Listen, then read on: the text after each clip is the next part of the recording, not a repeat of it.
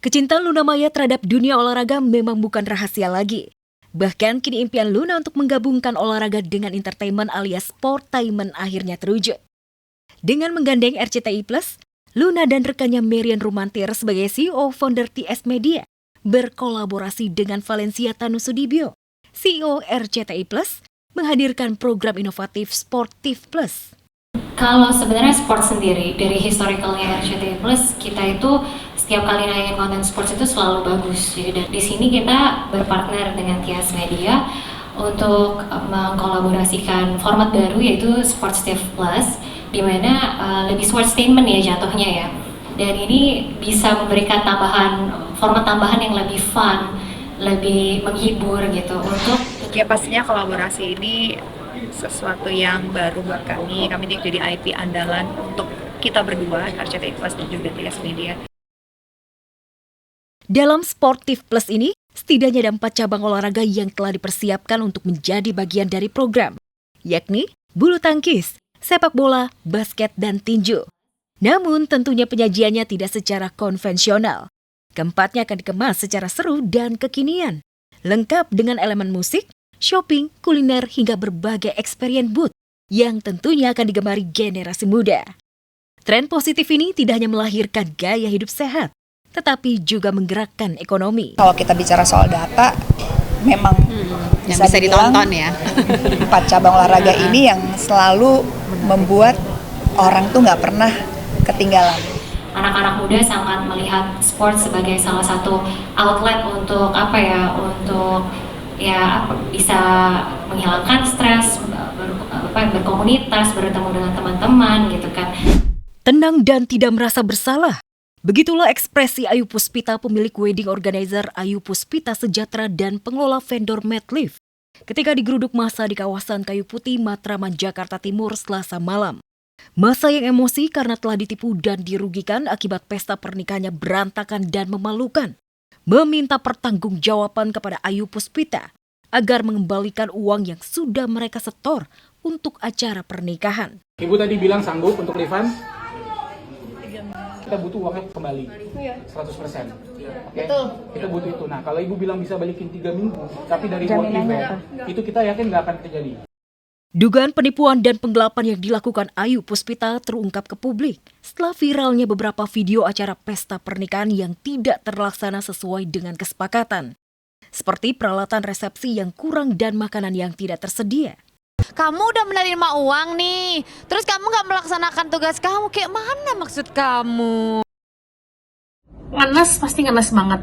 Apalagi yang berekspektasi pasti bukan cuma calon pengantin aja. Sekitar 200 pasangan yang telah dan akan melaksanakan pesta pernikahan menjadi korban dugaan penipuan dan penggelapan yang dilakukan Ayu Puspita. Nilainya ada yang puluhan juta hingga ratusan juta rupiah. Totalnya sangat fantastis, yakni mencapai 16 miliar rupiah. Mayoritas konsumen tergiur oleh bonus yang ditawarkan wedding organizer Ayu Puspita. Saya total pembayaran tuh sekitar 170-an, yang udah masuk sekitar 147 sih. Kita tuh diiming-imingi dengan banyak bonus-bonus, jadinya banyak yang tergiur lah. Kenapa bisa ratusan? Nah itu berarti dia dahsyat banget promonya dan dia akan memberikan bonus yang banyak tuh biasanya. Makanya klien-klien ini tertipu dan bisa bayar langsung. Satu persatu korban dugaan penipuan wedding organizer Ayu Puspita melapor ke polisi. Ayu selaku pemilik dan seorang karyawan berinisial ID sudah ditetapkan sebagai tersangka. Ayu yang sebelumnya dikenal sosok dermawan, kini harus mempertanggungjawabkan tindakannya. Sementara sang bos ditahan, kantor wedding organizer Ayu Puspita di kawasan Cipayung, Jakarta Timur tidak beroperasi lagi dan telah dipasang garis polisi. Saya nggak ingin berusaha, Mbak. Demi Allah, Mbak. Ya kalau kita kerja mah yang halal-halal aja, nggak usah pakai nipu-nipu orang kayak gitu. Diamankan di wilayah Jakarta Timur, ada pemilik, ada manajer, dan ada karyawan. Bismillahirrahmanirrahim.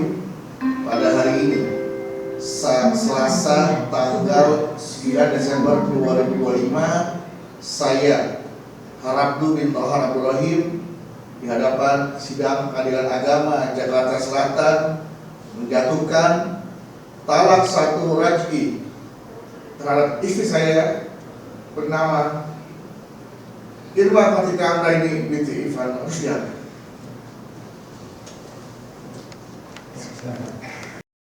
Grogi saat bacakan ikrar talak hingga majelis hakim menenangkan Bedu. Tak hanya tegang, suaranya pun bergetar saat bacakan ikrar talak. Padahal saat proses perceraian itu berlangsung, berkali-kali Bedu siap mengakhiri bahtera dengan Irma Kartika Anggraini dan sulit untuk bisa kembali. Lantas benarkah saat membaca, Bedu kena mental lantaran ia benar-benar telah lepas tanggung jawab sebagai suami? Meski sah bercerai secara agama dan negara, benarkah ada sekelumit beban yang masih mengganjal lantaran tak bisa lagi menuntun Anggi? Benarkah karena itu suara Bedu bergetar saat membacakan ikrar talak? Menikah itu kan tanggung jawab ya, ibadah ya. Artinya saya bertanggung jawab atas apa yang saya bawa dalam kehidupan saya. Saya menjadi pemimpin dalam rumah tangga saya. Saya menjaga anak istri saya dari panasnya api neraka. Nah, ketika saya bercerai, berpisah, seperti ada sesuatu yang bukan bebannya hilang ya, bukan, tapi artinya apakah setelah perpisahan ini mantan saya, istri saya tetap berada di track yang lurus gitu kan. Artinya saya berharap, berdoa semoga ya dia tetap ada di jalannya. Memantau istri kan, selama berumah tangga aja kadang-kadang kita masih lost, masih suka nggak terpantau, apalagi kita sudah tidak suami istri lagi. Karena yang saya khawatirkan adalah anak-anak aja sih. Tengah hamil besar, memasuki usia 7 bulan, Lesti Kejora nekat terjun langsung melihat pedihnya korban bencana banjir bandang yang melanda wilayah Tanjung Pura, Kabupaten Langkat, Sumatera Utara. Kehadiran Lesti dengan ditemani sang suami Rizky Bilar ini tak hanya membawa bantuan berupa materi, tetapi juga semangat dan menghibur untuk para korban. Lantaran Lesti mengaku pernah tidur di pengungsian gara-gara banjir.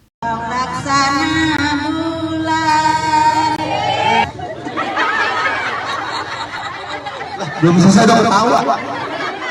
Oh, karena ibu udah nyanyi dikasih aja sama Papa Dila. Pas diskusi ngobrol-ngobrol boleh izin sama pihak tim produksinya, dibolehkan untuk 1 hari kita menyalurkan langsung ke sana. Aku pernah ngerasain ada di posisinya mereka, gitulah, mereka happy sekali.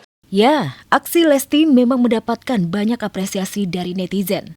Tetapi bagi Bilar, aksi Lesti ini cukup mengkhawatirkannya. Mengingat Lesti memiliki riwayat HPL atau melahirkan lebih cepat dari perhitungan dokter. Emang akunya yang mau. Ya kalau untuk kekhawatiran pasti, tapi kan kembali lagi, dia kan udah bisa ngukur dirinya sendiri, udah bisa ngukur, dan kita pun periksa. Ini kuat banget, bisa dibilang apa sih namanya? Kebo ya. Yang fisiknya jadi menurun setiap aku hamil itu selalu papahnya. Apalagi yang sekarang ini tuh aduh pokoknya maunya morning person, maunya kesana kemari, maunya berkegiatan gitu. Muntah-muntah, sering drop. Kan saya sering absen di program. Nah itu tadi kena sakit, tiba-tiba masuk angin.